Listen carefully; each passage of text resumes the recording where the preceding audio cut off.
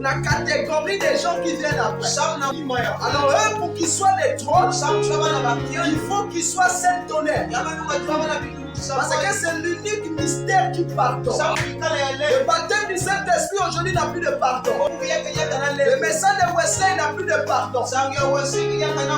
Le message pentecôtiste n'a plus de pardon. Donc si quelqu'un veut être pardonné aujourd'hui,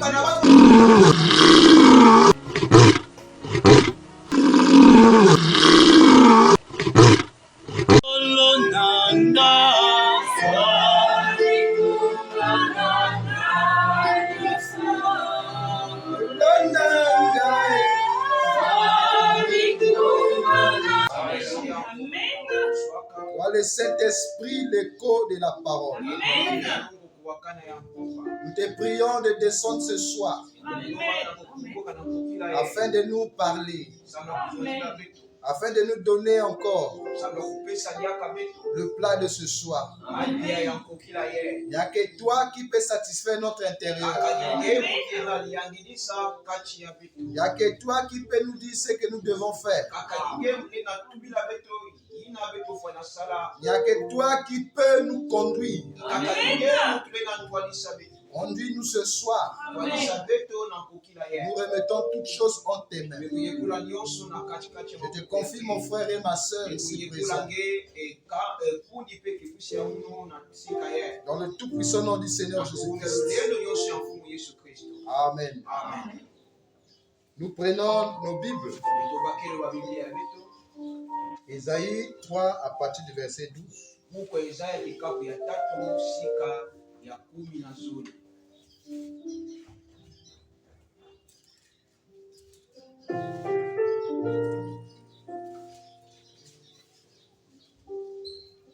Mon peuple a pour oppresseur des enfants. Et des enfants dominent, et des femmes dominent sur lui. Mon peuple, ceux qui te conduisent t'égarent. Et ils corrompent la voie dans laquelle tu marches. Prenons le livre des Hébreux. Hébreux chapitre 5. À partir du verset 13.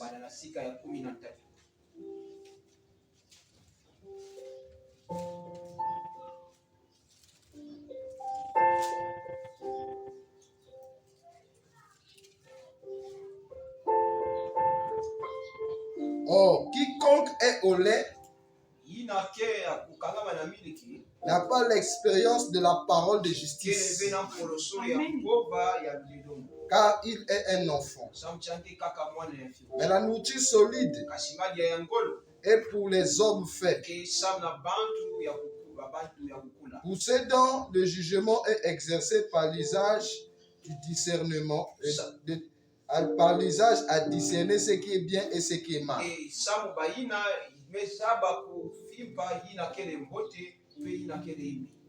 Éphésiens 4:11. Et il a donné les uns comme apôtres, les autres comme prophètes, les autres comme évangélistes, les autres comme pasteurs et docteurs, pour le perfectionnement des saints, en vue de l'œuvre du ministère et de l'édification du corps de Christ, jusqu'à ce que nous soyons tous parvenus à l'unité de la foi et de la connaissance du Fils de Dieu, à l'état d'homme fait, à la mesure de la stature parfaite de Christ, afin que nous ne soyons plus des enfants, flottant et emportés à tout vent de doctrine, par la tromperie des hommes, par leur ruse dans les moyens de séduction, mais que professant la vérité dans la charité. Nous croissons à tous égards à celui qui est le chef Christ. Vous pouvez vous asseoir. Que le Seigneur vous bénisse encore. Nous sommes si heureux de nous retrouver encore ce soir. Et nous continuons toujours sur notre enseignement. Amen. Amen. Nous continuons toujours dans les délices de Sion. Et nous allons arrêter les jours que Dieu va nous dire d'arrêter. Mais pour l'instant, nous continuons. Alors, quand nous avons parlé le dimanche, j'ai montré que pour le mariage de Moïse, Moïse était allé prendre une femme étrangère. Ce qui était contraire à la parole de leur temps. Et comment on appelle Joseph, quand il s'est marié, il a pris une femme égyptienne. Ce qui était contraire à la doctrine d'Israël. Parce qu'en dehors du peuple d'Israël, le reste était considéré comme des païens. À cause de l'alliance de la circoncision. Donc le fait que les autres peuples n'étaient pas circoncis, ils étaient considérés comme des païens. Mais voilà, Joseph est allé prendre une païenne. Moïse est allé prendre une païenne. Cela n'est que des types. Pour montrer comment Christ devait épouser une femme des nations qui est considérée comme des païens. Mais cela ne veut pas dire qu'un frère ici peut aller épouser une païenne pour prendre ça comme exemple. Non, ça c'est faux. Et frère Branham attaque ça aussi. Nous sommes dans une vision. Nous sommes en train de poursuivre quelque chose. C'est pour cela que je vous ai dit, ayez les yeux sur la parole. N'ayez pas les yeux fixés sur vous. Sinon vous allez dérouter. Mais si vous avez les yeux fixés sur la parole, je crois que le Saint-Esprit vous enseignera mieux ce que je veux dire. Amen. Alors nous commençons par la citation de Frère Branham. La prédication, la jonction des temps.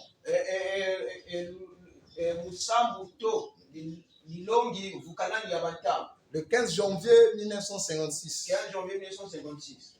Paragraphe 6. Il dit ainsi, donc, aujourd'hui, je pense que nous sommes en présence de quelque chose d'important. Que l'Église devrait connaître et comprendre. Nous devons connaître tout ce qu'il en est.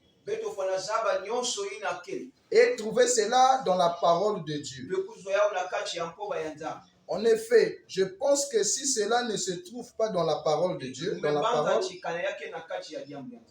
j'en doute juste un peu. Mais si la parole de Dieu en parle, alors Dieu, 3 points de suspension, peu importe combien cela peut paraître différent de notre enseignement habituel,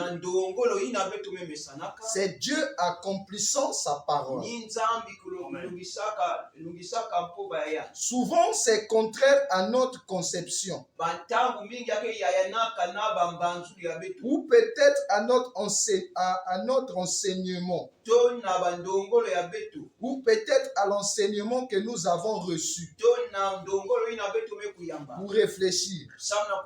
Mais nous devons reconnaître l'omnipotence de Dieu quand elle est manifeste devant nous. Amen. Amen. Vous écoutez ce que Frère Branham dit? Il dit ça peut paraître contraire à notre enseignement habituel. Il dit ça peut paraître contraire à notre enseignement habituel. Il dit jusque-là, c'est pas faux. Vérifiez dans la parole de Dieu si cela est inscrit.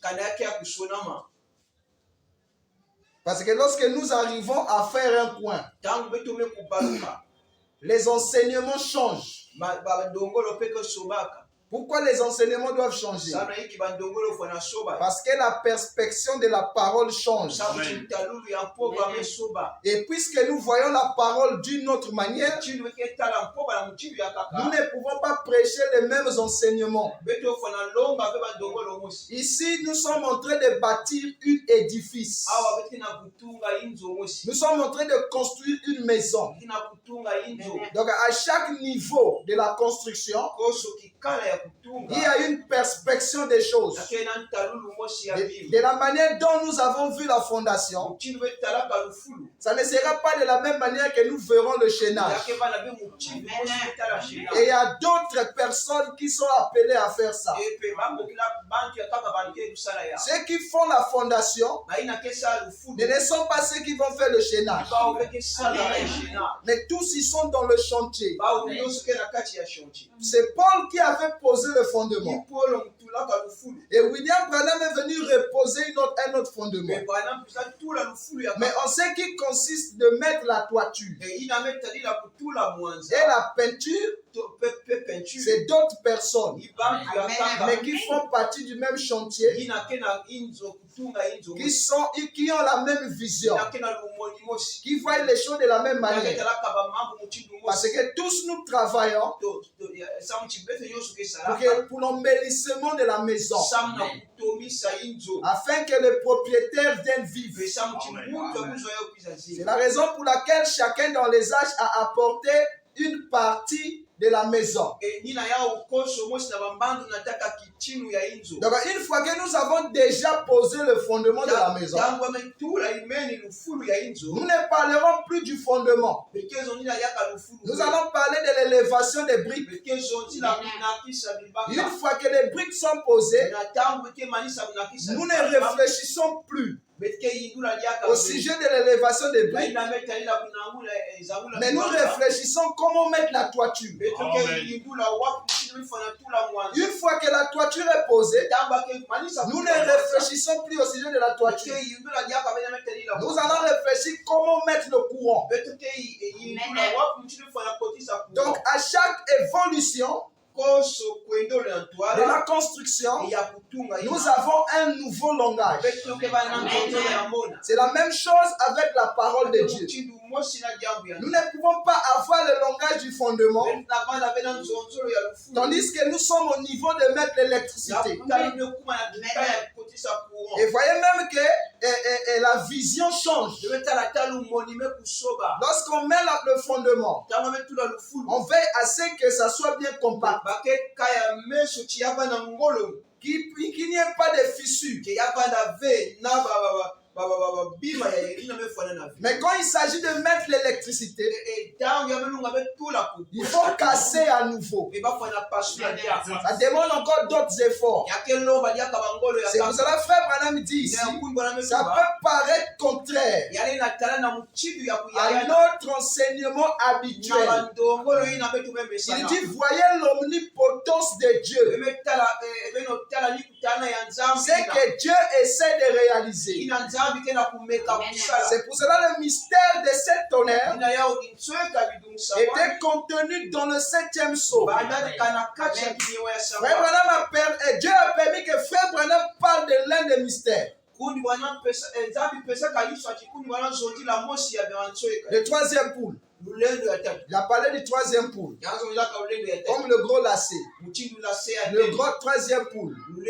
Comme le poisson argenté. Le troisième poule. Comme l'épée du roi. Le troisième poule. Comme la tente boisée. Le troisième poule. Comme l'ouverture de la parole. Le troisième poule. Comme la création. Tout ça, ce sont les tableaux du troisième poule. Et tout prédicateur qui est appelé de Dieu par rapport à ses capacités, il peut dire quelque chose là-dessus. Parce qu'il y a des indices. Mais lorsque nous arrivons au cet honneur, Dieu a retenu ça pour lui-même. Lorsque nous lisons dans le message de Frère Branham, les sept honneurs n'ont pas des indices comme le troisième poule. Ça n'a pas des indices. Ça n'a pas de traces.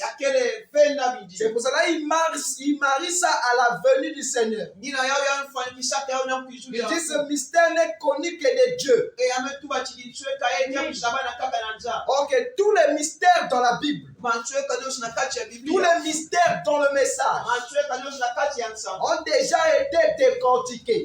Et si nous parlons de la foi, ceux qui n'avaient pas cru au mystère de la foi, qui était la grâce de leur jour, ils pouvaient se rattraper si Dieu leur faisait grâce dans le mystère de la vertu.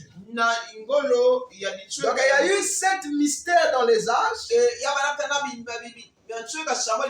qui avaient aussi 7 grâces. Donc les 7 mystères sont aussi les 7 grâces. Ou les 7 manifestations de Dieu pour expier le péché de l'homme.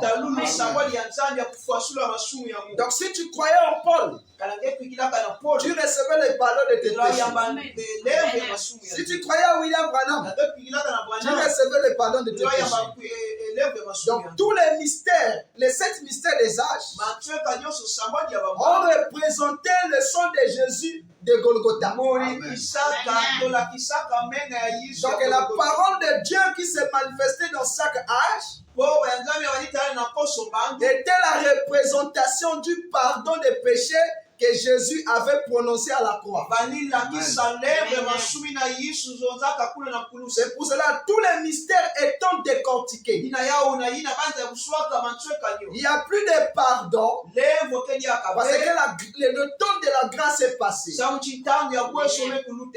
temps de la grâce était lié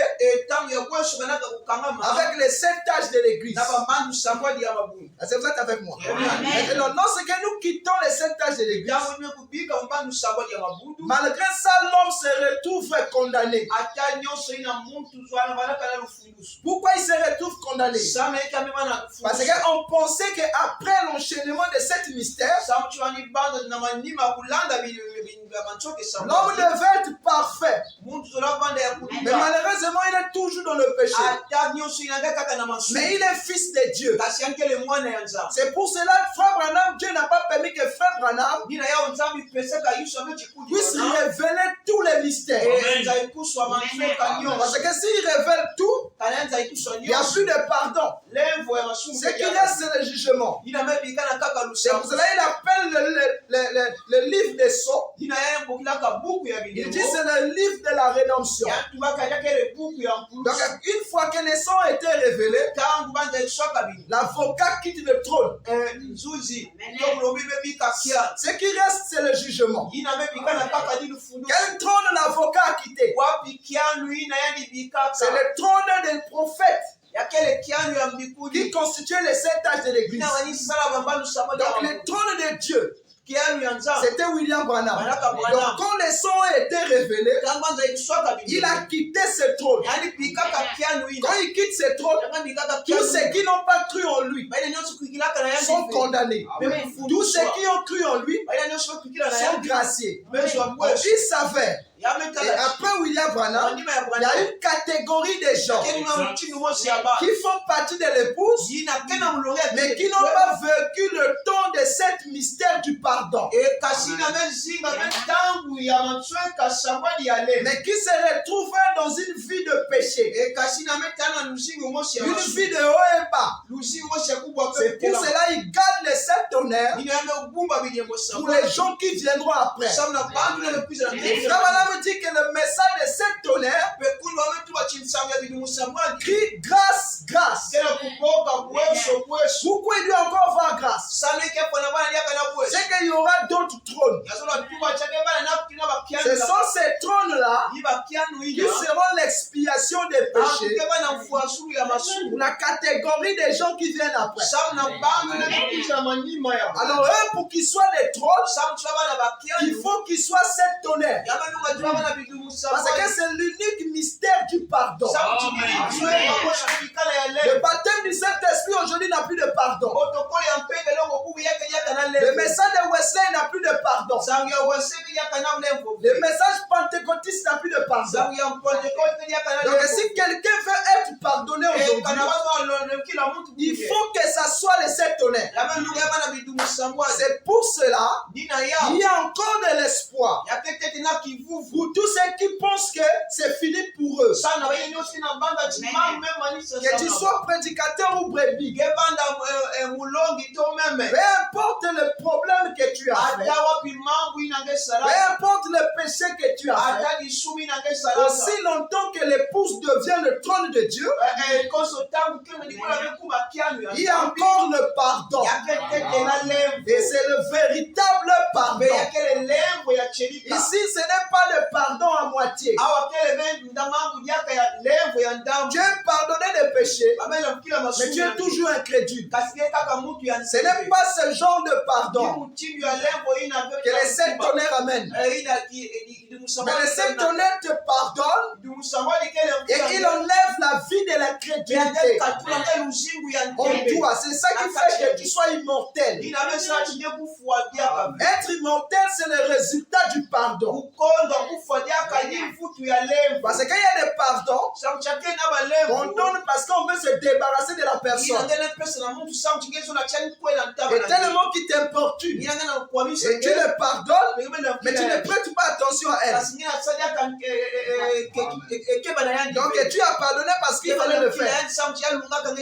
Mais ici le pardon a une continuité. Le pardon a de l'attention. Le pardon a de l'amour.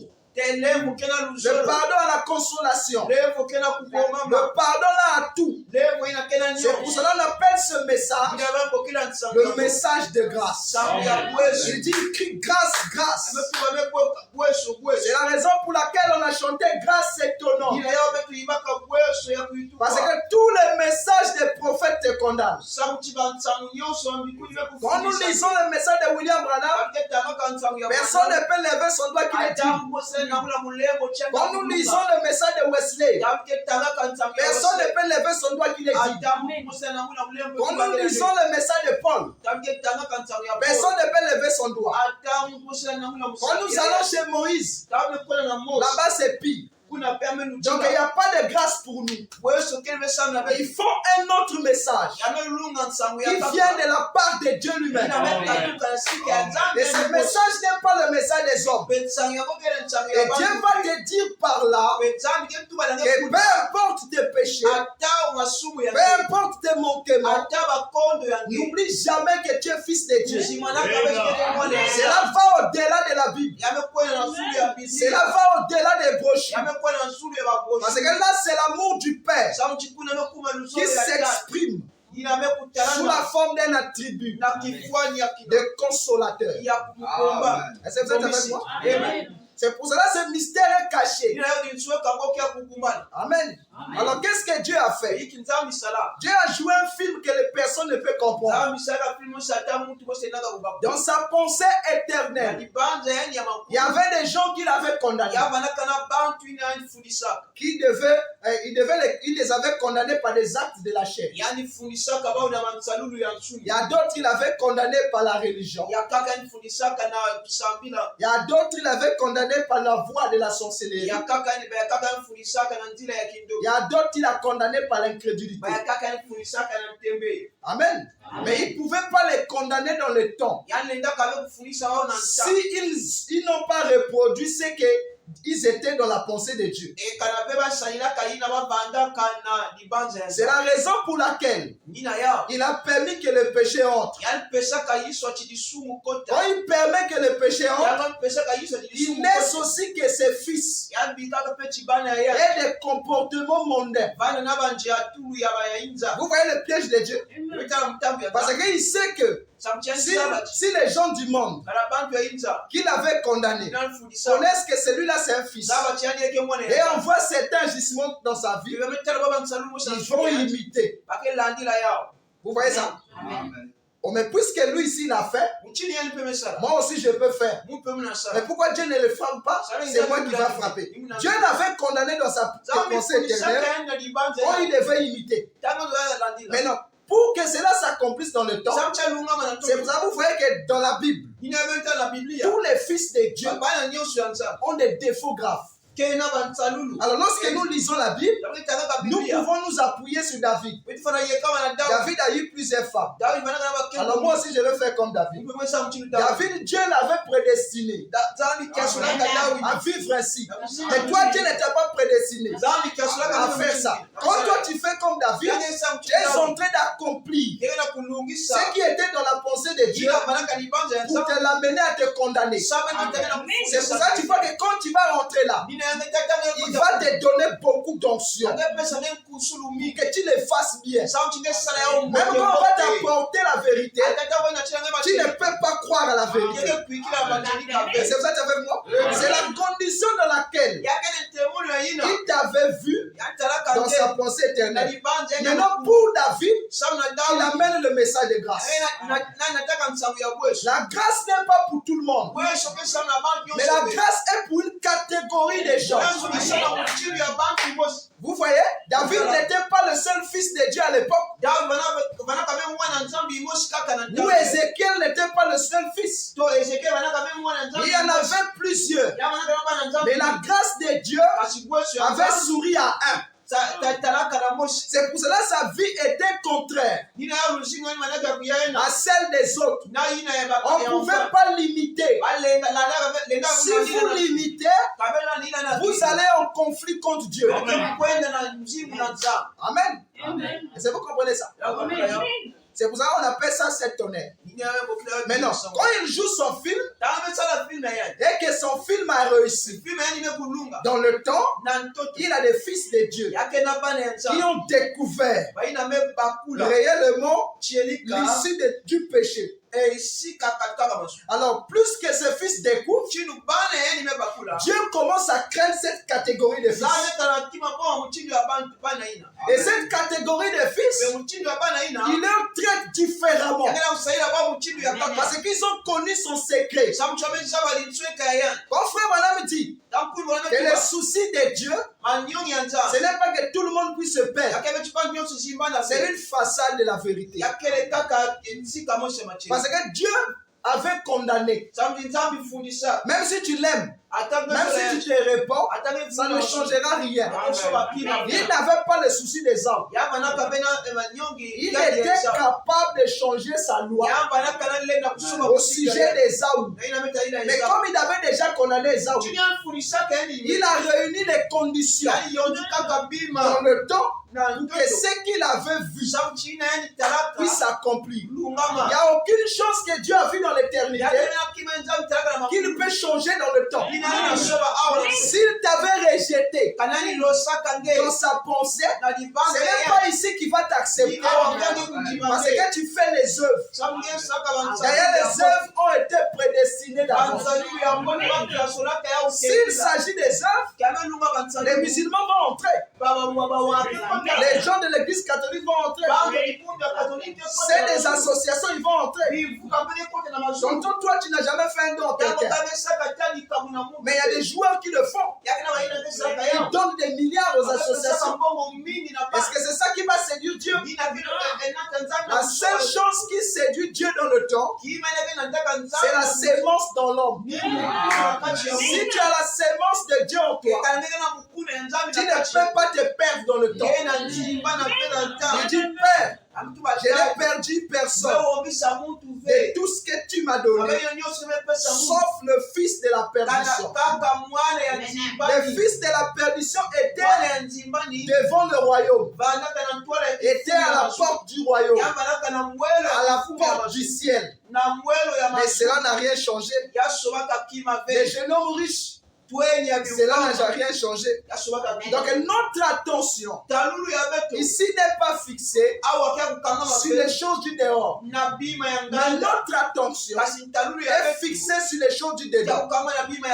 Parce que les choses du dedans, c'est ça qui reflète Dieu. Le dehors nous reflète dans la religion. Avec le dehors, nous sommes des bons religieux. Mais nous ne sommes pas chrétiens. Nous sommes que religieux parce que nous voulons avoir une bonne réputation. Mais nous ne vérifions pas réellement. Est-ce que nous sommes fils de Dieu?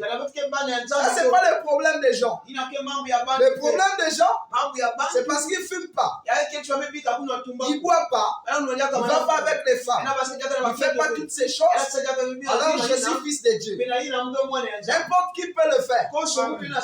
Mais lorsque nous rentrons dans le mystère du jour, parce que c'est le mystère du jour qui révèle la nature de tout le monde. Beaucoup de gens se disent prédicateurs. Ils se disent chrétiens, mais en réalité ils sont incrédules. Qu'est-ce qui va montrer qu'ils sont incrédules? Lorsque vous allez apporter le mystère de l'heure. Frère Branham dit, disons Frère Branham, dans la prédication La foi de Marie, 1961, paragraphe 30, il dit maintenant, écoutez mes amis, n'acceptez pas de substitut. Ne vous contentez pas de serrer la main d'un homme et d'inscrire votre nom à un registre. Voilà point de suspension. Tant que cela marche, c'est très bien. Cela peut vous aider à quitter la barre pour entrer dans un endroit décent. Et essayer de vivre correctement. Néanmoins, cela ne fera pas l'affaire. Vous écoutez ça? Amen. Il dit, ne vous contentez pas de serrer la main du pasteur et de mettre votre nom dans un registre de l'église. Il dit, cela peut vous aider à vivre correctement, à ne pas vous trouver dans des bars. Il dit, mais cela ne fait pas l'affaire. Ça ne fait pas l'affaire. Donc le travail qu'il faut, ça ne fait pas ça. Ça fait de vous un religieux, un bon citoyen, un homme honnête. Donc vous êtes là un bon citoyen congolais. Mais vous n'êtes pas un citoyen sénégalais. Nous n'avons pas besoin ici de bons citoyens congolais. Il y a des gens qui sont honnêtes, qui ont la bonté. Ça, le diable peut faire ça. Et il fait ça très bien. Amen. Nous avons vu ici, dans le journal, le ministre des Affaires congolais est allé donner des tonnes de nourriture en RDC. Ça, c'est pas la bonté. Ça, c'est la bonté. Ne pas voir l'autre souffrir. Est-ce que c'est ça dont nous parlons ici? Parce qu'on a fait ça, alors les gens deviennent des chrétiens. Il dit ça n'arrange pas l'affaire. Pour non passer de vivre, le frère vit correctement. Non. C'est pas ce que le Saint-Tonnerre veut faire. Il dit vous vivez correctement. Ça ne fera pas l'affaire. Il dit si un homme ne naît de nouveau, il ne peut voir le royaume. Le royaume de Dieu. C'est quoi le royaume de Dieu? Mais c'est la parole de ton jour. Frère Madame dit le royaume de Dieu est ton fou. Et c'est la parole de ton jour. Eh bien, voir signifie comprendre. Beaucoup de gens disent qu'ils sont nés de nouveau, mais ils ne comprennent pas le message de Dieu. C'est vous écoutez ça, mes frères. Beaucoup de gens disent qu'ils sont nés de nouveau, mais ils ne comprennent pas le message de Dieu. Le pasteur et les brebis. C'est quoi le message de Dieu? Ce n'est pas les Écritures. Le message de Dieu, c'est la vision de l'heure. Mais ils se disent qu'ils sont nés de nouveau. Ils ont des signes de prodiges. Mais ils ne comprennent pas le plan de Dieu. Ils ne connaissent pas le programme de Dieu. Et le programme de Dieu, c'est ça qu'il a dit à Joseph Branham. Amen. Amen. Sont-ils nés de nouveau selon les prophètes? Ils ne sont pas nés de nouveau. Vous voyez les enfants? Parce que voir, c'est comprendre. Pourquoi ils ne peuvent pas parler des tonnerres? Parce qu'ils ne comprennent pas ça. Et ils ne connaissent pas ça. Pourquoi? Parce qu'ils ne sont pas nés de nouveau. S'ils ne sont pas nés de nouveau, ils prêcheront que l'écriture et les éléments de la parole. Ne filmez pas, ne vivez pas. Soyez révérencieux et respectez le pasteur. Payez les dîmes et les offrandes. Soutenez l'œuvre.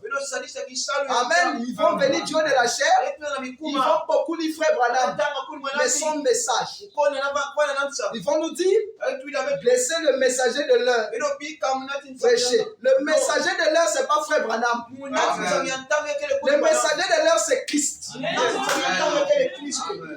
Amen. Frère Branham n'est pas le messager de l'épouse. Ah oui. Quand nous rentrons dans l'âge de l'épouse, frère Branham devient membre de l'épouse. Et le messager devient Christ. Quand il est allé au ciel, parmi les autres, on ne lui a pas dit, notre précieux prophète, si tu n'étais pas venu. Amen. Au ciel, on n'aime pas le banditisme. Et au ciel, on est précis. Ils ont dit notre précieux frère. Donc, il fait partie de l'épouse. Et Christ, c'est la tête. Comment voulez-vous dans le lieu très saint, qui est deux leaders? Donc, il y a frère Branham et il y a Christ. Nous n'avons jamais vu Christ. Nous avons entendu frère Branham. Notre attention sera fixée sur lui que Dieu. Parce que lui, il a fait des choses extraordinaires. Et c'est resté en nous. Nous avons la nostalgie de la colonne de feu. Oh, l'homme de Kentucky. Qui aujourd'hui ne veut pas le voir. Tout le monde veut voir frère Branham. Et il ne veut pas voir Christ. Nous, notre messager, c'est Christ. Amen. Parce que c'est Christ qui vient prêcher le tonnerre. Ceux qui ont pour messager Branham, ils sont des lecteurs. Ils sont restés dans la lettre. Mais ceux qui ont pour messager Christ, ils développent la parole. Parce que c'est Christ la définition du message. C'est lui la définition. C'est lui le développement. Et c'est lui la conclusion. Si lui il est avec nous, nous allons développer, nous allons introduire et nous allons conclure. Amen. Parce que je n'ai pas amené le livre des exposés. Madame le dit là-bas. Il dit Dieu n'enverra plus des étoiles. Entre parenthèses, les messagers. Il dit il viendra lui-même causer avec son église face à face. Ils vont partager son royaume. C'est un problème d'intimité. On ne peut pas amener Eliezer dans la chambre. Et Eliezer va prendre Rebecca et il montre Isaac. C'est maintenant l'affaire de Rebecca et Isaac. Ce n'est plus Eliezer là-dedans. Mais vous voulez amener Eliezer dans la chambre du roi. Qu'est-ce que vous voulez faire, mes frères? Amen. Il dit, ils ne comprennent même pas le message de Dieu. Ils ne peuvent pas voir l'ange du Seigneur. Leurs yeux sont aveuglés. Frère, si un homme ne naît du Saint-Esprit, le même Saint-Esprit qui a écrit la parole confirmera cette parole. Et la même confirmation du Saint-Esprit en vous, voyez-vous ce que je vais dire, il rendra témoignage de lui-même. Amen. Madame dit, si quelqu'un n'est pas né de nouveau, il ne peut pas comprendre la parole de Dieu. Parce que la foi, c'est elle qui voit les choses invisibles. L'épouse ne se nourrit pas des choses visibles. Mais l'épouse se nourrit des choses invisibles. Parce que dans tout ce qu'on voit, il n'y a pas la foi. Mais c'est dans tout ce qu'on ne voit pas que se trouve la foi. Et la foi ne se nourrit que par la révélation. La nourriture de la foi, c'est la révélation. La foi ne se nourrit pas par les Écritures. Il faut que l'Écriture soit prêchée par révélation pour que la foi se nourrisse. Pourquoi crier par 1963, paragraphe 161. Il dit, car voyez-vous, la foi voit ce que Dieu veut que ça soit. Vous écoutez? La foi voit ce que Dieu veut que ça soit. Qu'est-ce que Dieu veut aujourd'hui? Dieu ne veut pas le baptême du Saint-Esprit. Amen. Si vous donnez à votre foi l'inclinaison sur les miracles, lui, il vous montrera que les miracles. Amen. Amen. Amen. Tout à l'heure, pendant que nous étions à la maison et on faisait les histoires des vidéos là, c'est lui qui fait le montage. Pendant qu'il fait le montage, il voit que pendant que je prêchais vendredi, il y a une lumière qui est sortie de ma main ici. Une lumière blanche. C'est sorti ici. C'est venu rentrer encore. C'est encore sorti. Ça traînait un peu et ça disparaît. Pendant qu'il parle, il dit, venez voir. Peut-être que vous allez dire que c'est mon montage. Qui a fait ça? Amen. On a vu, effectivement, c'est juste. On a remis la séquence plusieurs fois. Effectivement, c'est juste. Mais qui d'entre nous a vu ça ici? Personne n'a vu ça? La lumière peut apparaître ici, c'est bien. Mais ce n'est pas notre inclinaison. Notre foi n'est pas dirigée là. Dieu est souverain de se manifester comme il veut. Mais pour autant, nous avons des objectifs à atteindre pour ce jour. Les objectifs pour ce jour, ce n'est pas pendant que je prêche la colonne de feu. Ça, ce n'est pas notre objectif. Ça, c'était les gens qui étaient dans l'exode du dehors. Il fallait la manifestation du dehors pour convaincre les gens que ceci, celui-là, est un véritable appelé de Dieu. Mais maintenant que nous sommes rentrés dans l'exode du dedans, Madame dit ce que Dieu a fait pendant 2000 ans, il le fait aujourd'hui avec l'individu. Donc tout ce que nous avons vu au dehors, nous devons voir ça au dedans. Alors si ça se manifeste au dehors, ça c'est la souveraineté de Dieu, mais ce n'est pas notre inclinaison. Je ne viendrai jamais parler ici que vous avez vu la lumière. Même si la lumière apparaît, est-ce que c'est ça la délivrance totale? Parce que tout ce qui était avec Moïse, tout ce qui accompagnait Moïse, toutes les manifestations que Moïse avait, on voyait ça physiquement. Mais quand il appelait Josué, il dit mon serviteur Moïse est mort. Lève-toi et prends le peuple. Fais-le traverser le Jourdain. Tout ce que Moïse avait au dehors, comme manifestation, était devenu la foi dans Josué. On ne voyait plus les signes dehors, mais on voyait que les signes du dedans. Parce que les signes du dedans, c'est croire à la promesse et rester ferme à ça. C'est pour cela que Dieu a dit à Josué. Il n'a pas dit à Josué ce qu'il a dit à Moïse, que je mettrai des paroles dans ta bouche. Il n'a pas dit ça à Josué. Il a dit à Josué, là où tu fouleras la plante de ton pied, je te donne cet endroit. C'était un ministère de possession. Maintenant, quand Josué arrêtait le soleil, il y avait la colonne de feu, il y avait la nuée, il n'y a pas eu de manifestation dans le ministère de Josué. Et Frère Branham dit que Josué est le type des Éphésiens.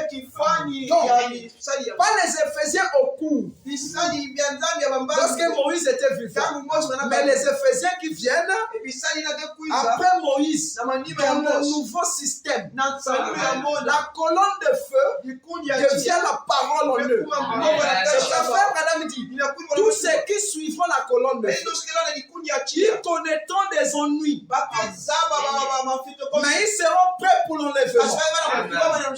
Est-ce que c'est la colonne de feu qui fait de nous que nous soyons prêts pour l'enlèvement? Non, il faut que la colonne de feu devienne la vie en moi. Donc, qu'est-ce qui fait que je sois prêt pour l'enlèvement? C'est le mystère de la pierre de feu, qui est l'amour. Parce qu'on a dit à Frère Branham, montrera ici que l'amour parfait. Donc, si tu as ce mystère-là en toi, nous n'allons pas suivre la colonne de feu comme Israël dans le désert. Mais cette colonne de feu, c'est la vie de Dieu en nous. Et c'est cette vie de Dieu en nous qui nous contraint d'aimer nos ennemis. Aimer son ennemi, c'est difficile. Humainement parlant, personne ne peut aimer son ennemi. Mais la vie là en toi va te contraindre d'aimer ton ennemi. Quand tu commences à aimer ton ennemi, c'est que tu n'es plus terrestre. Parce que les terriens n'aiment pas leurs ennemis. Et il dit, ils seront prêts. Lorsque nous verrons l'amour comme caractère. Mais ceux qui ont les manifestations des nuées, des colonnes de feu, où est l'amour? Est-ce que quelqu'un qui a la colonne de feu peut avoir des ennemis? Pas possible. Ce sont les gens qui peuvent être contre lui. Mais lui, il peut être contre personne. Frère Branham n'avait pas d'ennemis. Mais ce sont les gens qui étaient contre Frère Branham. La Bible dit si cela dépend de vous, soyez en paix avec tout le monde. Si cela dépend de vous, soyez en paix avec tout le monde. Vous écoutez?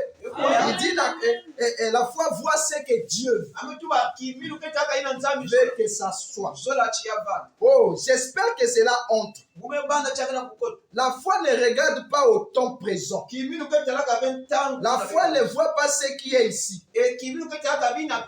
La foi regarde pour voir ce que Dieu veut et agit en conséquence. Veut que agir en conséquence. C'est ce que fait la foi. Elle voit ce que Dieu veut. Et ce que Dieu veut que ça soit. Que ça soit fait. Et la foi opère au travers cela. Donc la foi, il dit c'est une vision à longue portée. Elle va dans l'éternité. Parce que l'éternité, ce n'est pas une dimension quelque part. C'est la pensée de Dieu qui se trouve dans la parole écrite. La foi entre là et décèle ce qu'il faut pour les brebis d'aujourd'hui. Amen. Parce que la volonté de Dieu, c'est que la parole soit prêchée. Parce que c'est cette parole qui amènera l'unité de la foi et la statue parfaite de Christ. C'est ça la volonté de Dieu. La volonté de Dieu, c'est que l'homme soit adopté. Alors pour que l'homme soit adopté, il faut un message. Mais pour que ce message soit prêché, Dieu a caché. C'est un mystère qui doit être révélé dans l'église épouse. Maintenant, il faut avoir assez de foi, assez de vision, assez de pixels pour voir depuis l'éternité qu'est-ce que Dieu veut que ça soit. Aujourd'hui, et descendre avec les donner au peuple de Dieu. C'est pour ça que dit Pierre, si tu m'aimes, paie mes brebis. Donc l'amour de Dieu pour Pierre, pour l'amour de Pierre pour Dieu, c'était qu'il donne aux brebis de Christ la nourriture spirituelle au temps convenable. Abraham dit que Pierre ne pouvait pas aller prendre les hamburgers parce que c'est joli. Les brebis ne mangent pas les hamburgers. Pierre devait aller prendre tout ce qui est naturel. Dans tout ce qui est naturel, il y a des vitamines naturelles. Et c'est ça qui donne la bonne croissance aux brebis de Dieu. Il dit c'est ce que la foi voit. Il dit et c'est ce que fait la foi. La foi prend les jumelles de Dieu. Les deux côtés, l'Ancien Testament et le Nouveau Testament, et elle voit chaque promesse qu'il a faite, et la foi voit cela là-bas. La foi choisit cela sans se soucier de ce que le temps présent dit ici. Vous voyez la doctrine des gens? Comment on embrouille les gens avec des doctrines? Pour avoir la doctrine de Dieu, il faut aller au-delà de ce que les gens disent ici. Parce qu'il y a beaucoup de voix aujourd'hui pour embrouiller ce qui doivent être embrouillés. Mais maintenant, il faut les jumelles de Dieu pour voir ce que Dieu veut. Parce que dans tout ce que les gens disent, il y a une vérité qui est cachée quelque part, mais qui est mal dite. Il faut maintenant la foi. Une personne qui a les jumelles de Dieu, il va aller aux conférences avec Dieu et il va descendre, il dira ce qu'il faut. C'est ça, quand il va dire ce qu'il faut pour le peuple de Dieu, la majorité ne croiront pas parce que ça sort du néant. Mais la minorité accepteront que Jésus était le Messie. Amen. Parce que le Messie était venu d'une manière inhabituelle. Et beaucoup de gens n'ont pas cru en lui. Mais c'est seulement une minorité des gens qui ont accepté que Jésus était le Messie. Abraham dit l'épouse sera repoussée. Lesquels qui vont repousser l'épouse? Ce n'est pas les protestants. Ce n'est pas les catholiques. Ce n'est pas les gens des églises de réveil. Mais ce sont les dénominations qu'on appelle les tabernacles du message. Ce sont ceux qui repousseront l'épouse. Parce que les dénominations ne connaissent pas les promesses de l'épouse. Les catholiques ne connaissent pas les promesses de l'épouse. Donc ils sont épargnés de ça. Mais ce sont nos frères jumeaux. Ils connaissent c'est quoi les promesses de l'épouse. Et lorsque l'épouse va se me révéler, ils vont repousser son message. Parce qu'ils n'accepteront pas. C'est tellement grand pour être dans des gens comme vous. Comment Jésus peut dire qu'il est le Fils de Dieu? Toi, tu es le Fils de Dieu? Le Fils de Dieu, c'est Dieu lui-même. Toi qui es né illégitimement. Amen. En dehors des liens sacrés d'une Maria. Et tu dis que tu es le fils de Dieu. C'était grand pour eux. Mais quand cela s'est révélé, c'était tellement petit que la grandeur qu'ils avaient dans leur tête, des promesses liées au Messie, les ont amenés à rejeter. Et quand ils ont rejeté, ils sont condamnés. Amen. La foi veut ce que Dieu veut que ça soit. Elle ne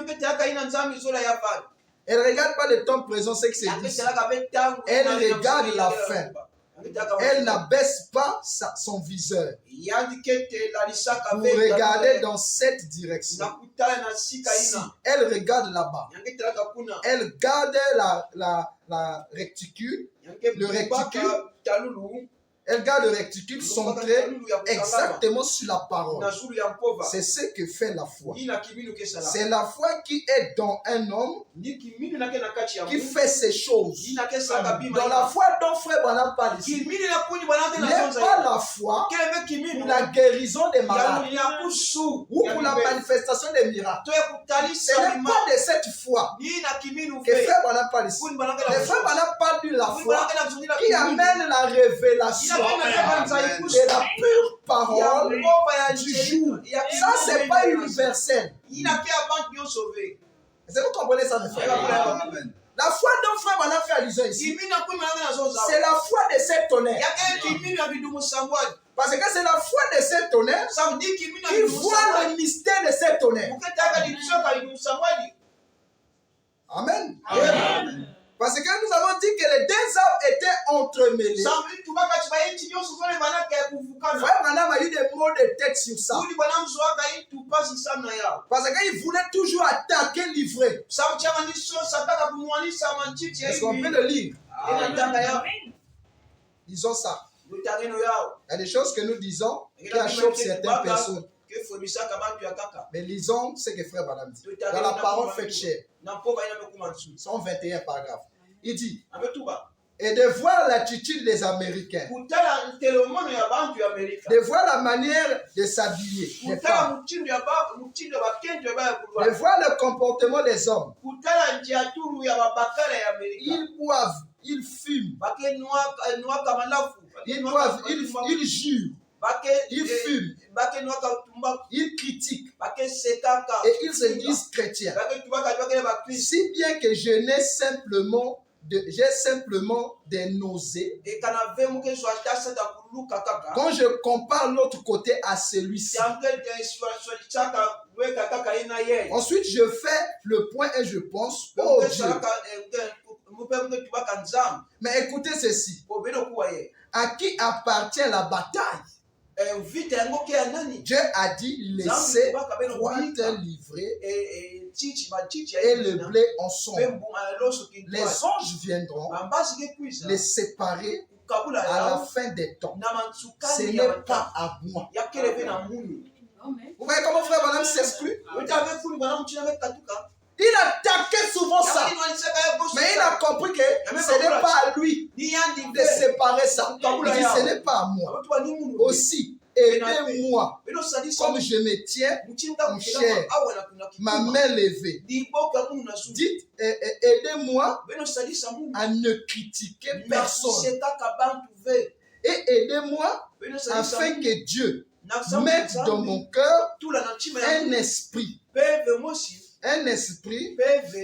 qui, virgule, au lieu de les critiquer, me fera les aimer de toute façon et continuer.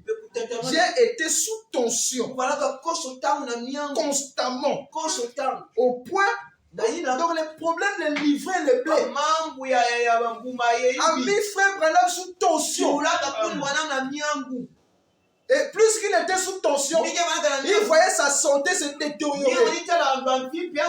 Ce n'est pas la solution des noms. Mais lui, il voulait à tout prix faire ça. Il a compris que ce n'est pas lui. Il dit, je suis tout le temps sous tension constamment au point que je ne suis qu'un humain. Mes forces mentales se sont effondrées comme ça. Vous voyez, aussi je dors, je m'absente. Je vais m'absenter pour prendre un peu de repos. Vous voyez comment livrer a tourné la tête. Ça, c'est le prophète. Mais il y a quand même des prédicateurs qui s'hasardent à faire comme ça. Ils vont vite mourir. Si vous voyez tous les prédicateurs qui ont commencé cette affaire-là, ils ont mal fini. Amen. Des prédicateurs légalistes à 100%. Voyez leur fin. Amen. Comment quelqu'un peut venir se tenir Dieu de la chair à attaquer les pasteurs? Amen. C'est lui qui doit attaquer les pasteurs. C'est Dieu.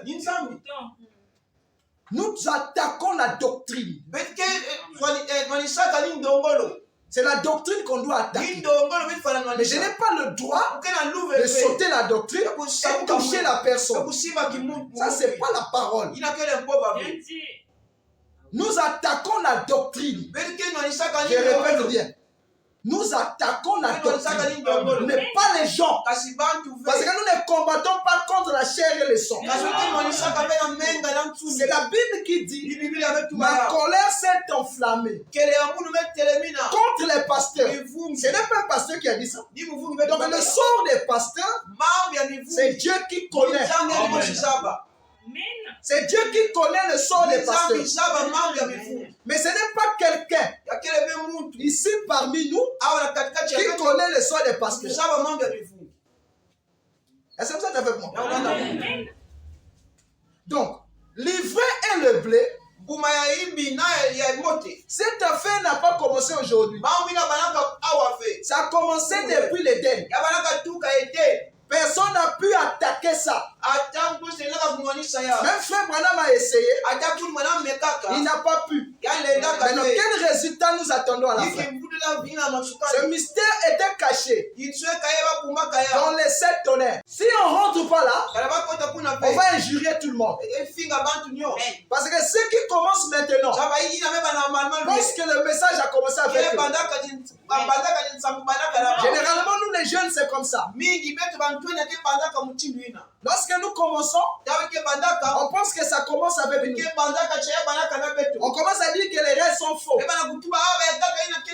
Nous sommes vrais. Donc s'il y a les gens que vous devez écouter, c'est nous autres là. Ça, c'est la jeunesse. Mais ils oublient que ceux qui ont commencé avec eux, ils ont une expérience du temps. Et cela compte. Mais toi qui viens à peine de commencer, tu n'as même pas encore 10 ans.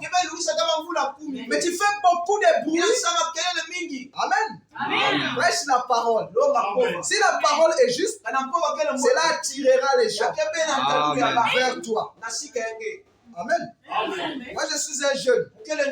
Si je veux connaître que mon ministère est divin, ça ne doit pas attirer les jeunes. Si ça attire les jeunes, c'est que je suis faux. Amen. Dans mon ministère, il doit avoir tout le monde. D'abord les vieux, après les jeunes. Amen. Parce que si c'est les jeunes, ça devient un mouvement. Amen. C'est vrai. Le ministère de Dieu regroupe tout le monde. Et toute génération se retrouve là. Parce que c'est Dieu qui parle. Ce n'est pas un jeune qui parle. Mais si dans ton ministère, il n'y a que les jeunes, c'est que vous êtes forts. Amen. Parce que le mystère de Saint Tonnerre, ce n'est pas pour les jeunes, c'est pour les vieux, les gens qui ont une expérience avec Dieu. Ce n'est pas pour les bébés qui viennent de commencer. C'est pour cela qu'ils diront, restons avec le lait, restons avec les bases. Nous avons déjà dépassé l'âge du lait. Amen. Nous sommes rentrés dans l'âge de la nourriture solide. C'est ce que Paul a dit aux Hébreux. Vous qui devez être des maîtres, Vous êtes toujours là qu'on vous enseigne les éléments de la parole. Paul, depuis le commencement, a dit quittons laissons les éléments de la parole, tendons à ce qui est parfait. Mais malgré ça, nous voyons toujours des gens qui veulent nous faire comprendre que pour les faux, il ne fallait pas qu'ils laissaient les éléments de la parole. Parce que nous sommes allés vite en besogne et nous n'avons pas eu de véritable chrétiens. Il y a une différence entre les bons citoyens congolais et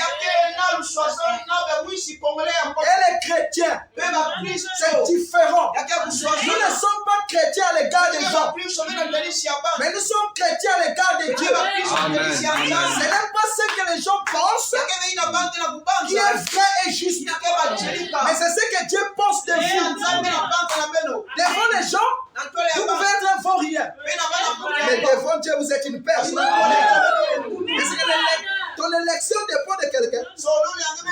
Même pas de moi. Quand Dieu t'avait choisi, aucun pasteur n'était là. Il n'y avait que Dieu et Dieu lui-même et sa pensée. Il t'a choisi, il a fait de toi fils. Mais pourquoi dans le temps, mon influence commence à te dominer? C'est pas juste. Amen.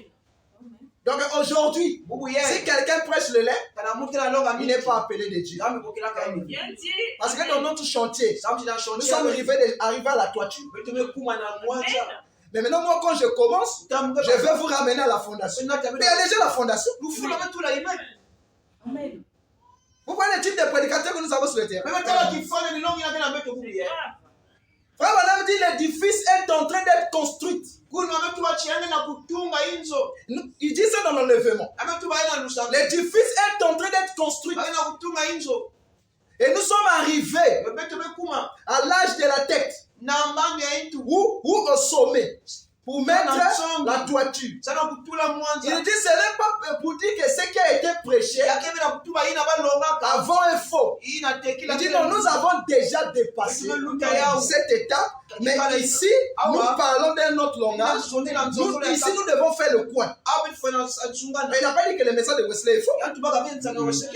Il a attaqué les gens qui sont restés dans le système de Wesley. Il maintenait les gens là. C'est ça que Frère Branham a attaqué. Mais le message de Wesley, c'était la volonté de Dieu pour leur jour. Parce que ça participait à la construction de la maison. Maintenant, si nous arrivons à la fin, à l'âge de la toiture, on nous dit repartons chez toi. Ça, c'est un antichrist. Ça, c'est un antichrist. Parce que nous sommes rentrés dans l'âge des justes. Si on va parler des justes, c'est aujourd'hui. Parce que le juste, c'est la parole faite chair. Le juste, c'est le Dieu vivant. Le frère Madame, le Saint-Tonnerre vient manifester les justes. Des gens qui ont Dieu dans leur cœur. Des gens qui font partie de l'épouse. Maintenant, écoutez la définition de Frère Branham. Au sujet du juste. Amen. Amen. La voie pourvue, la voie à laquelle Dieu a pourvu. 1953, paragraphe 10. Il dit maintenant, un juste ce n'est pas un homme qui n'a pas péché. Vous écoutez ça? Ça c'est fort, hein? Un juste ce n'est pas un homme qui n'a pas péché. On nous dit ici, soyez honnêtes. Soyez des bons citoyens congolais. Quand il dit un homme là, quand il dit un juste, c'est un juste qui est devant Dieu. Pas juste selon les hommes. Parce que sur la terre, il n'y a pas un juste. C'est que toi tu me reproches. Il y a quelque chose dans ta vie que quelqu'un d'autre te reproche. Il n'y a pas un péché plus grand et un péché plus petit. Le mensonge est égal à l'adultère. Égal à la fornication. C'est pareil. La calomnie est égale à tous les péchés. Mais le péché qui est plus que les autres, c'est l'incrédulité. Amen. Le cas des hommes. Ça, Dieu ne peut pas pardonner. D'ailleurs, ce que nous faisons, il dit que ce sont les attributs. Ce n'est pas le péché. Il dit injuste. Ce n'est pas quelqu'un qui n'a pas péché.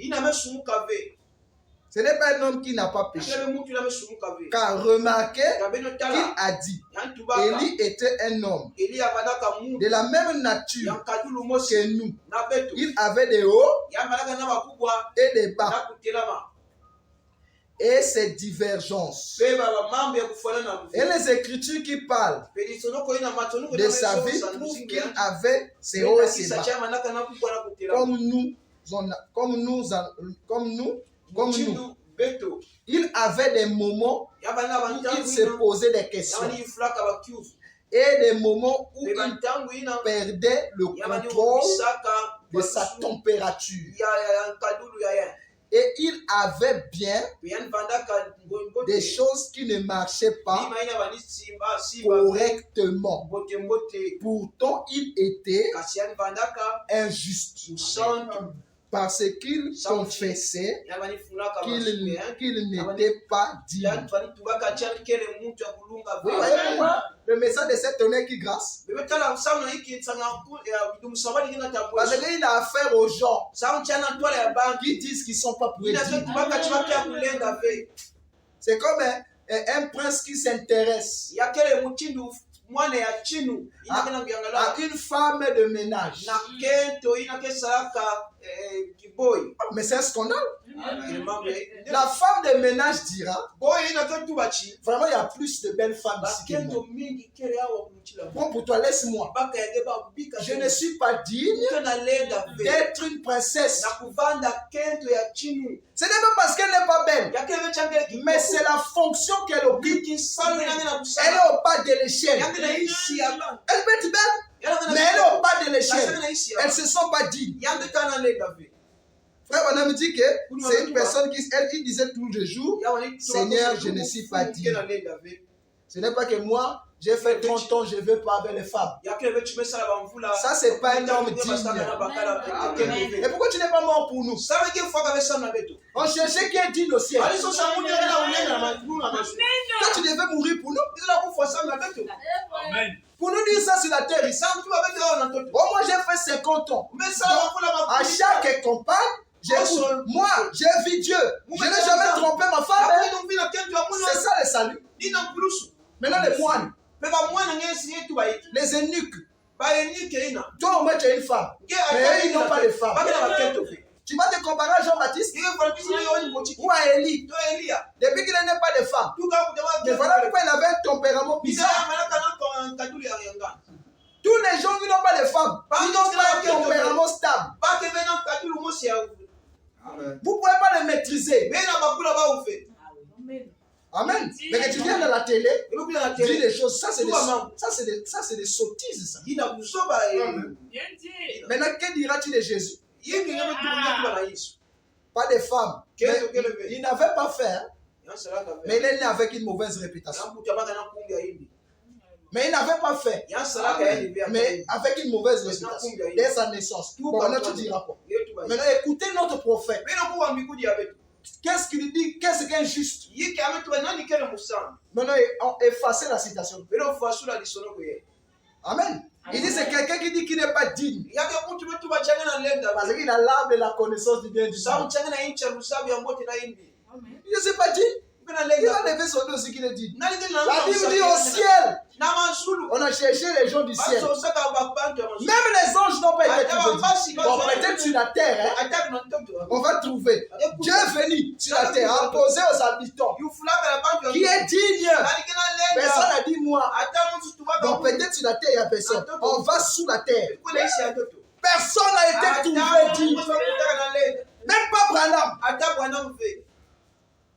Maintenant, toi, tu vas dire, j'ai jamais trompé ma femme.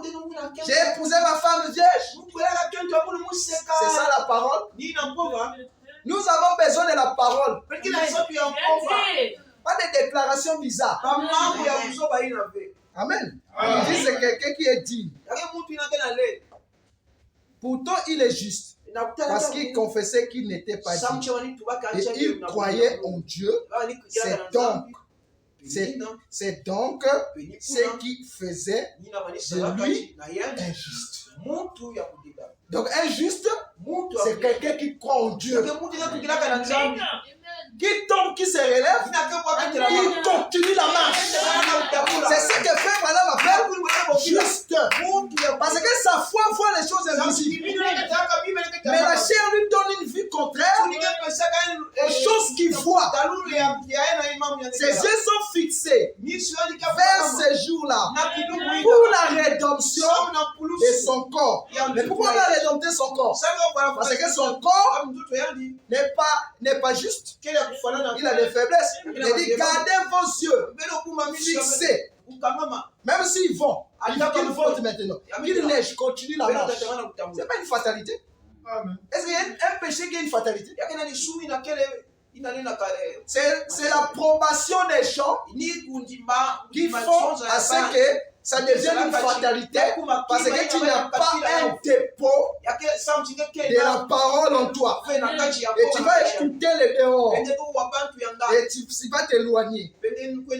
Mais Dieu sait qu'il n'y a pas un péché qui est une fatalité. Amen. Amen. Qui d'entre nous a péché plus que Jésus? Mais Jésus est devenu péché. Nous faisons des actes. Mais Jésus est devenu péché. Donc il a péché comme toi. C'est pour ça qu'il a pris ta place. Au lieu qu'il commette les actes, on lui a mis les châtiments. Donc au lieu qu'il commette les actes, on a pris la vie des actes. On a mis sur lui. C'est pour ça que frère Madame dit, ce n'est pas le sang qui sortait de Jésus à la croix qui nous a sauvés. Sinon les Romains seront sauvés. Mais c'était infecté. Parce qu'il était devenu péché. Qui arrive à ce niveau-là? Il dit, Père, pourquoi m'as-tu abandonné? Il est devenu péché. Mais de ce péché, il est sorti le Saint-Esprit. Amen. Amen. Mon frère, Jésus, on dit que le péché de l'humanité, rien que le péché d'une personne, c'est grave. Et le châtiment réservé à une personne par rapport aux actes qu'il a commis. Mais c'est grave. Maintenant, lui, il a pris tout sur lui. Donc, il est devenu la plénitude du péché. Et il est allé mourir à la croix. Il dit désormais, tout est accompli. Vous voyez ce que Jésus a fait? 3 jours de souffrance à cause de ton péché, mon péché. Il ne méritait pas ça. Pour qu'aujourd'hui, tu sois appelé juste, il fallait que quelqu'un meure, qui prenne le châtiment, qui devait tomber sur toi. Il a pris ça sur lui. Lui, il ne méritait pas, mais il a pris ma place. Et comment moi je vais dire aujourd'hui que je suis digne? Je suis fou, comment? Le digne, c'est lui. Parce qu'il a pu faire ce que Elohim ne pouvait pas faire. Quelqu'un portait prendre ma place et mourir pour que j'ai le Saint-Esprit, que j'ai ce message. C'est parce qu'il est mort et ressuscité que nous avons eu le 7e ange. S'il ne mourait pas, il serait. Mais on devait connaître frère Madame. Maintenant, qui va dire aujourd'hui qu'il est digne? C'est ça, frère Madame dit le digne, le juste, ce n'est pas quelqu'un qui n'a pas de péché. Il ne dit pas de faute. Parce qu'ils disent non, faute, frère. C'est vrai, il dit péché.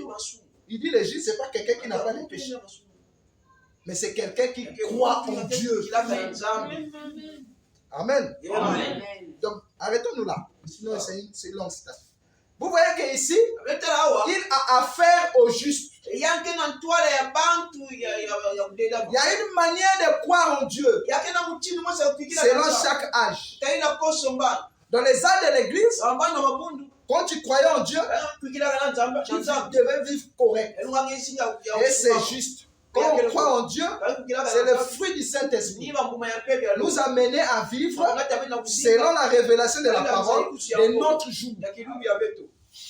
Mais nous ici, nous sommes en train de montrer comment les deux arbres étaient entremêlés. Et nous avons vu le dimanche que cet arbre est en nous. C'est la chair et ses désirs. La sémence en nous, c'est l'arbre de vie. Donc les deux arbres sont ensemble aujourd'hui. Mais ils n'ont pas les mêmes origines. La chair vient du sang. Mais la sémence vient de Dieu. C'est pour ça que la Bible dit celui qui est né de Dieu ne pêche pas. Celui qui est né de Dieu, ce n'est pas mon esprit, ce n'est pas ma chair, mais c'est la sémence en moi. Cette sémence n'a jamais péché. Elle ne péchera jamais. C'est elle la partie de Dieu.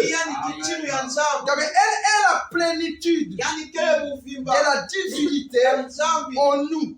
C'est comme nous allons à la mer, nous prenons de l'eau dans le gobelet. Nous avons la mer là en qualité et non en quantité. Donc cette divinité en nous a les mêmes attributs qu'avait Jésus, mais sous la forme d'une sémence. Maintenant, qu'est-ce qu'il faut faire? Il faut amener cette sémence à maturité, parce que la vie de la chair est déjà à maturité. La sémence parole en nous ne peut pas s'hasarder à attaquer l'âme de la connaissance du bien et du mal, sinon la sémence ne va plus exister. Qu'est-ce qu'il nous faut faire? Il faut maintenant briser le tout dernier mystère qu'on appelle les sept tonnerres. Alors quand on brise le mystère des sept tonnerres, la Bible nous dit qu'elle vient, ou il vient restaurer la foi de l'enlèvement. Or, la foi de l'enlèvement consiste ici à quitter la pesanteur. Au plus on quitte la pesanteur, plus on est léger. Pourquoi nous pesons? C'est à cause du péché dans la chair. Maintenant, il faut la foi de cette tonnerre. Et cette foi de cette tonnerre vient donner la force à la parole parlée, qui est la sémence originelle, qui est en nous. C'est pour ça que lorsque cette sémence voit le jour, elle ne peut pas prendre le risque de combattre ce géant de la chair. Il ne peut pas. Qu'est-ce que Dieu fait? Il faut l'amener à grandir. Plus elle grandit, plus elle est en train de prendre possession. Amen. Vous allez lire ça dans Exode 23. Le verset 20. Il dit, peu à peu, je te donnerai la possession. Il s'adresse à cette sémence. C'est pour cela, à ce moment-là, nous devenons un chantier. Là, on ne peut plus parler du péché. Là, on ne peut plus parler du péché, je répète. Parce que Dieu est en train de façonner un autre homme. Quand il façonne un autre homme, la Bible dit, on ne peut plus vous condamner. Pour Dieu, vous êtes sans péché. Ce que vous vivez dans la chair n'est que des expériences qui amènent cette vie à maturité. Donc la perspective de la parole ici change. Il faut la foi pour voir ça. Sinon on va appeler tout le monde païen. Ici, Dieu a affaire aux hommes qui doivent amener à l'adoption. Il n'a pas affaire aux gens des âges qui ont vécu le cash. Mais nous vivons la plénitude. Donc, brique après brique, nous allons à la chevaux. C'est pour cela que Paul parle de la statue de l'homme parfait. Est-ce que vous me suivez? L'arbre de la connaissance du bien et du mal. Madame dit dans l'Éden, les branches étaient entremêlées. Voyez la pensée de l'homme. Il peut avoir la pensée de Dieu. Et il peut avoir aussi la pensée de l'homme. Les deux choses. À un moment, tu penses à Dieu. À un moment, tu penses au diable. Vous voyez comment les âmes sont entremêlées. Mais comment la même pensée peut parler de Dieu. Donc la même pensée peut te projeter l'ennemi. Maintenant, qui peut dire qu'il est dit? Même si tu ne commets pas physiquement, mais les actes de silence. Là, tout le monde est là dedans. Amen. Parce que quand tu soupçonnes, c'est pas la parole. Amen. Frère Madame dit, aidez-moi. Priez pour moi que je ne puisse pas critiquer ces gens. Parce que j'ai compris que ce n'est pas à moi de les séparer. Aidez-moi. C'est ce que frère Madame dit.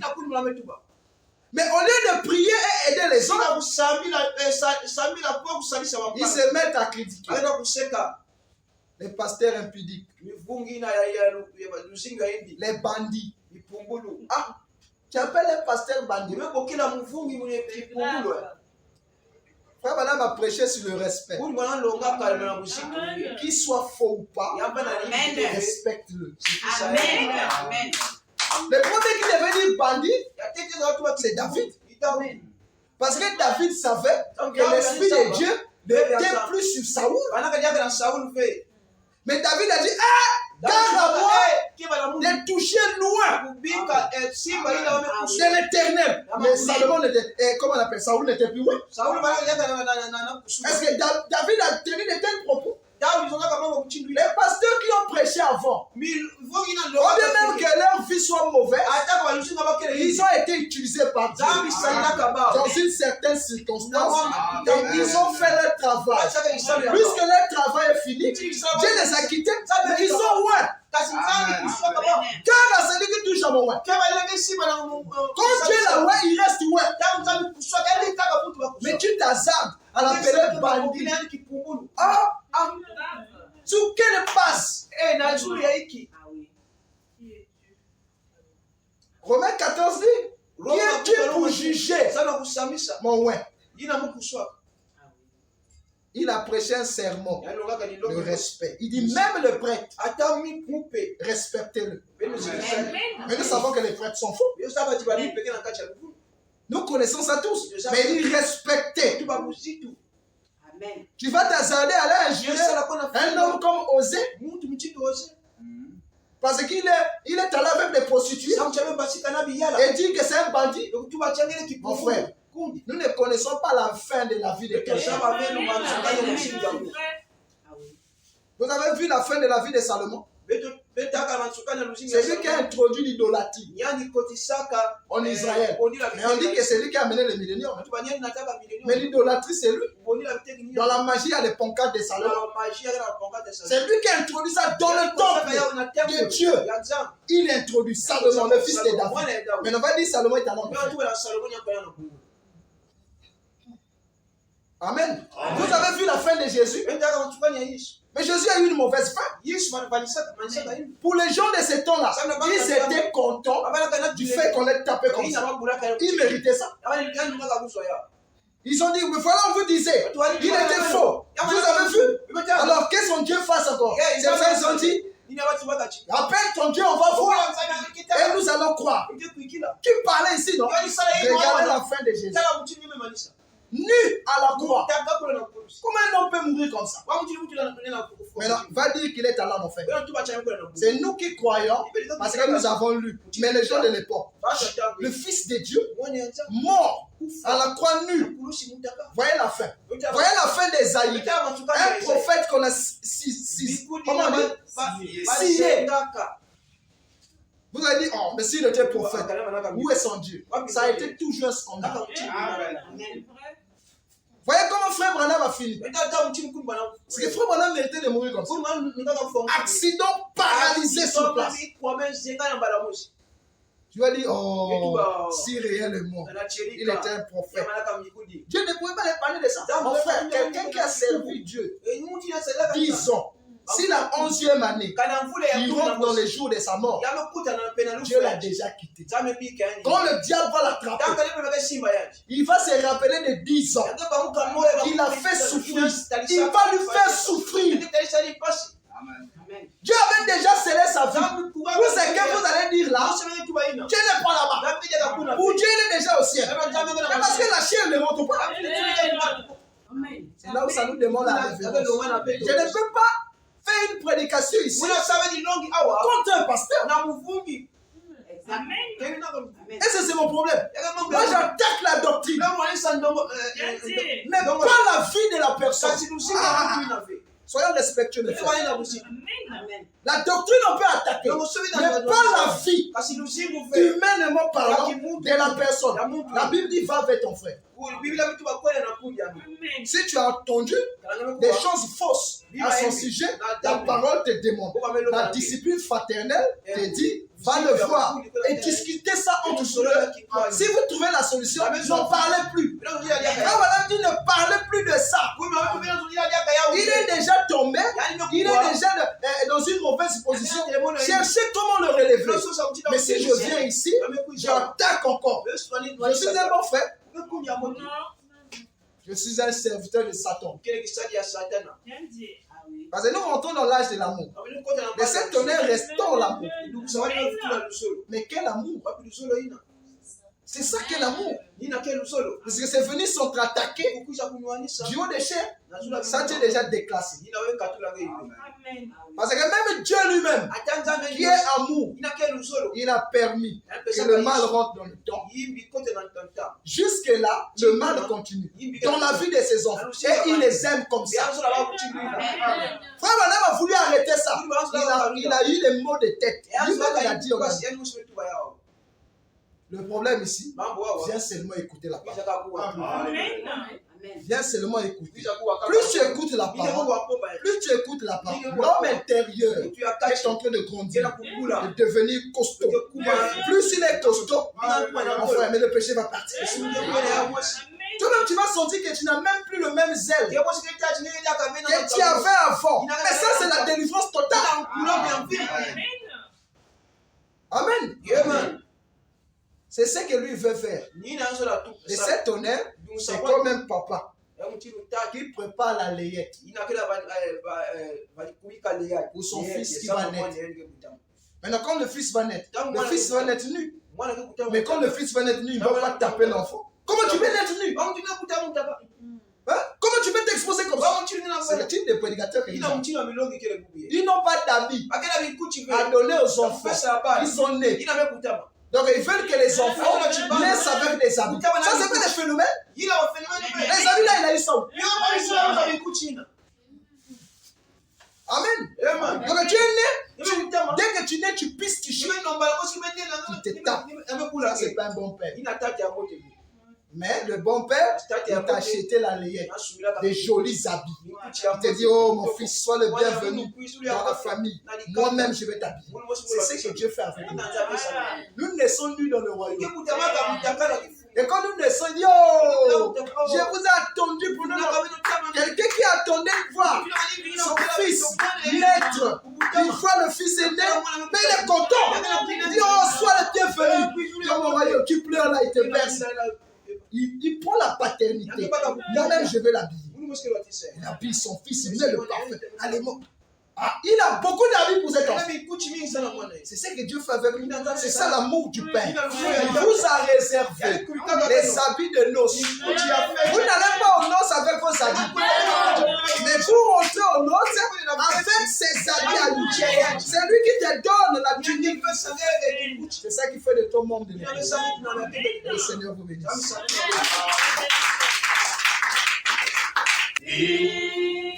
Vivez tous les jours en Jésus, il y a la vie tous les jours. Seigneur, merci pour le message de cet honneur. Amen. Merci pour la révélation de la parole. Amen.